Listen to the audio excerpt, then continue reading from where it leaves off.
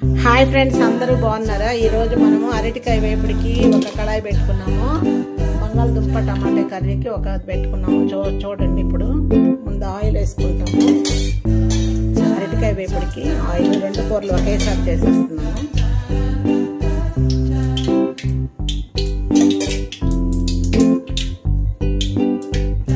అరటికాయ కూరకి కొంచెం ఎక్కువ పడుతుంది.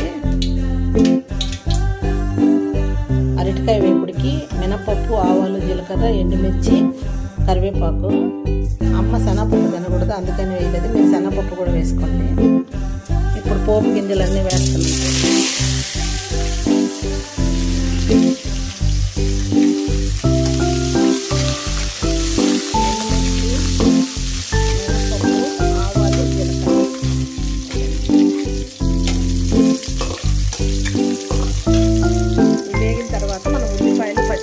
అల్లం ముక్కలు వేసుకోవాలి.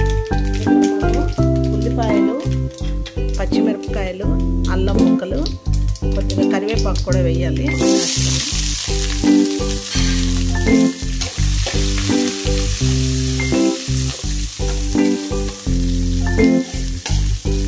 బాగా కలిపి కొంచెం ఉల్లిపాయలు అంతా బాగా మగ్గాలి. మగ్గిన తర్వాత మనము ఉడకబెట్టుకున్న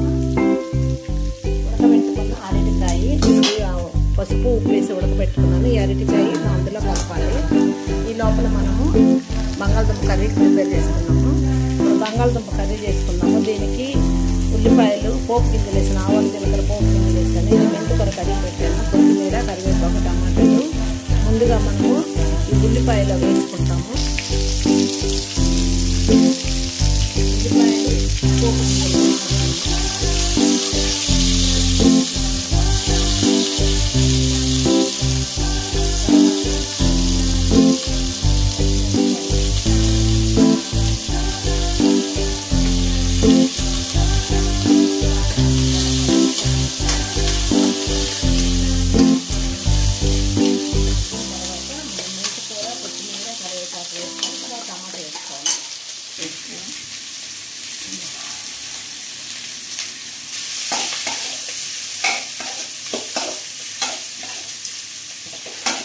ఇప్పుడు ఉల్లిపాయలు కొంచెం మగ్గాయి కదా. ఇప్పుడు మనం మెంతికూర చూడండి, చాలా ఫ్రెష్గా ఉంది. చిన్న మెంతికూర, కొత్తిమీర, కరివేపాకు,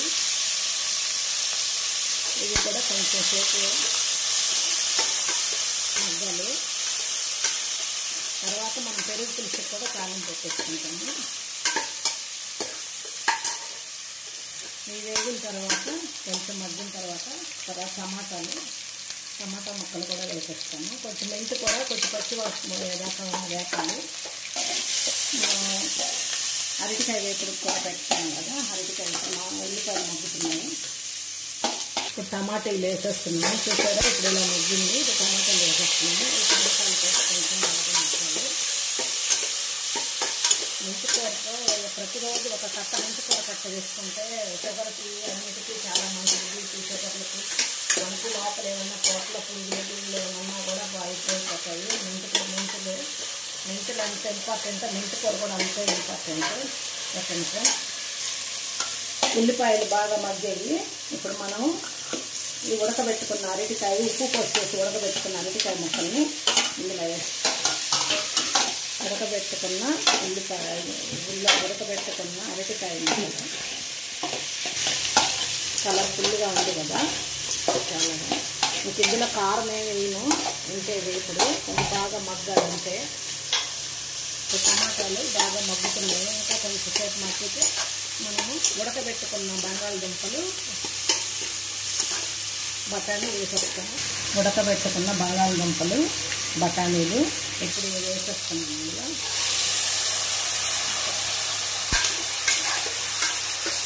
చపాతీ కర్రీకి ఇది బంగాళదుంప ప్రిపేర్ చేస్తున్నాము.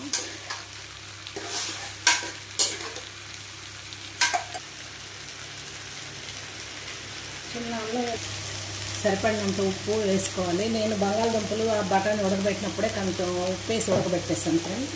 ఇప్పుడు కారం, ఉప్పు వేయాలి. తర్వాత ధనియాలు, వెల్లుల్లిపాయలు, ఎండు కొబ్బరి పేస్టు, అల్లం ధనియాలు, వెల్లుల్లిపాయలు, అల్లం, కొబ్బరి పేస్ట్. ఈ పేస్ట్ కూడా వేసేస్తున్నాను. పేస్ట్ అంటే పొడి పొడిగా ఉంటే బాగుంటుంది అని పొడి పొడిగా వేస్తున్నాను.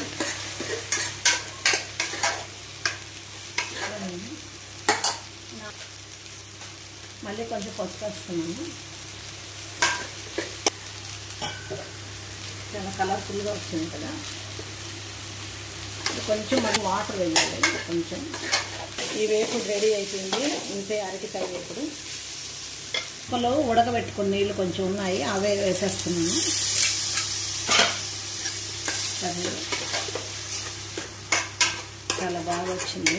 ఇది చపాతీకి, అన్నానికి బాగుంటుంది, చపాతీకి బాగుంటుంది. ఇప్పుడు పెరుగు పచ్చడికి తాలింపు వేసుకుంటున్నాను. ఎండుమిర్చి, ఆవాలు, జీలకర్ర, శనగపప్పు,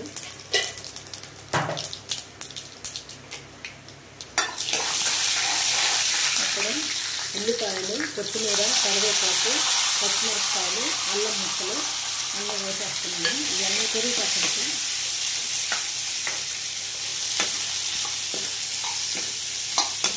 బాగా మగ్గిన తర్వాత పెరుగులో వేస్తాను. ఉప్పు, పసుపు వేసి చాలా బాగుంటుంది. మన నెల్లూరు మెస్సులో కానీ పెరుగు పచ్చడి ఇస్తారు కదా, అలా ఉంటుంది పెరుగు పచ్చడి. చూడండి దగ్గరకు వచ్చేసింది. కర్రీ అంతా దగ్గరకు అయిపోయింది. అయిపోయినట్టు కొంచెం ఉప్పు వేసాను. కొంచెం బాగా మగ్గుతుంది ఉప్పు వేసుకొని. ఇప్పుడు కొంచెం పసుపు వేస్తున్నాను ఫ్రెండ్స్. ఇది తీసి పెరుగులో వేసేయటమే. లోకి ఇది పెరుగు పచ్చడికి కొంచెం పుల్లగా ఉంది, అందుకనే పెరుగు పచ్చడి వేసేస్తున్నాను. ఇంకా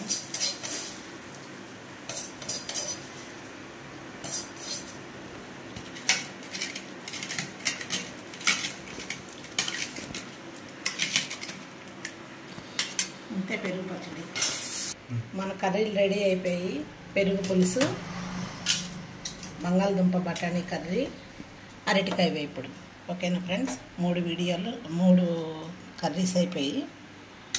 లైక్ చేయండి, షేర్ చేయండి, సబ్స్క్రైబ్ చేయండి ఫ్రెండ్స్. చాలా చాలా టేస్ట్గా ఉంటుంది పెరుగు పులుసు. మీరు ట్రై చేయండి. ఎలా ఉన్నాయి కామెంట్ బాక్స్లో చెప్పండి ఫ్రెండ్స్.